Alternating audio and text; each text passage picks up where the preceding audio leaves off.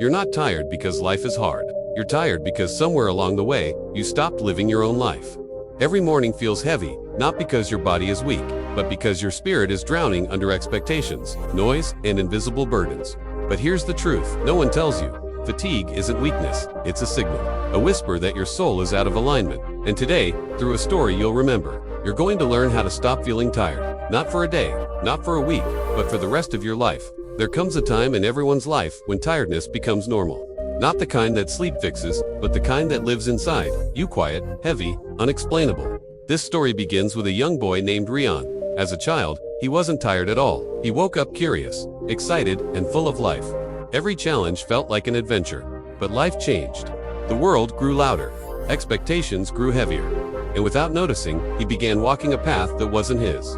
This is the first chapter, the day you lost your energy. It happened on an ordinary morning. Rian woke up, looked at his phone, and before he even took his first breath, he already felt behind.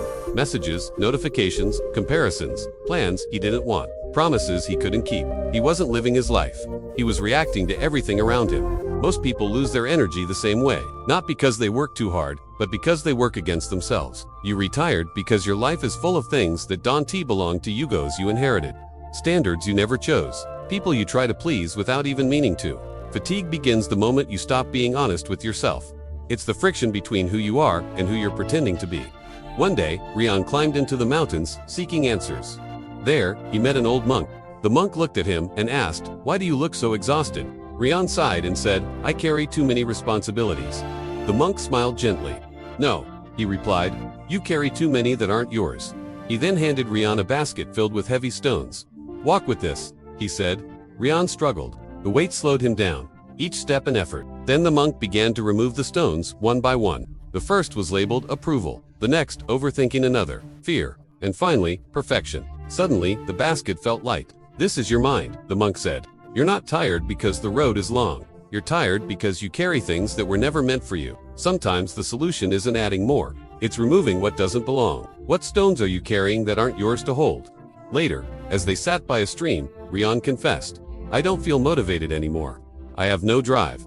The monk replied, "That's because you trust motivation. Motivation is temporary, like a wave. Rhythm is permanent, like the tide." He pointed at a river flowing nearby. "Does it flow because it feels excited?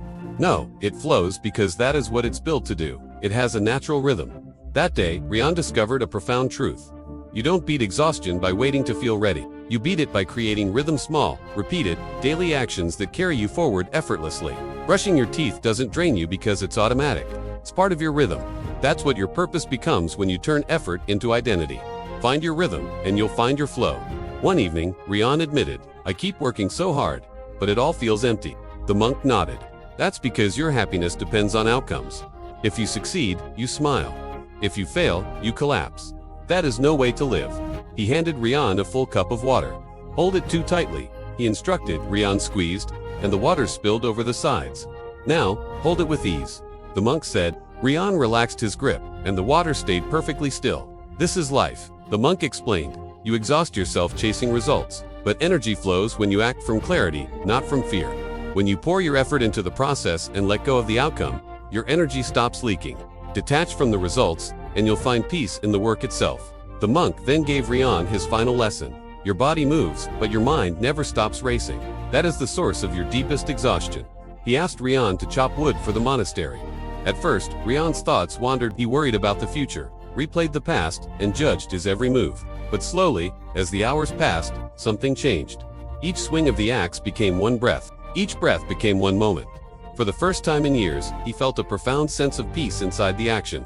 This is the true source of endless energy. Motion with stillness. When your body works, but your mind rests. Maybe for you it's walking, writing, running, or just sitting in silence. Find that stillness inside your movement, and it will change everything. Months later, as Rian prepared to leave the mountain, he realized something powerful. Energy doesn't come from sleeping more, earning more, or achieving more. Energy comes from alignment, when your mind, your heart, and your purpose all move in the same direction. You feel tired because your life is divided. Your actions say one thing, but your heart desires another. Fix that internal division, and your energy becomes unstoppable. Let go of what drains you. Hold on to what truly matters. Walk the path that belongs to you, not the one chosen for you. When your life aligns, you won't feel tired. You'll feel alive.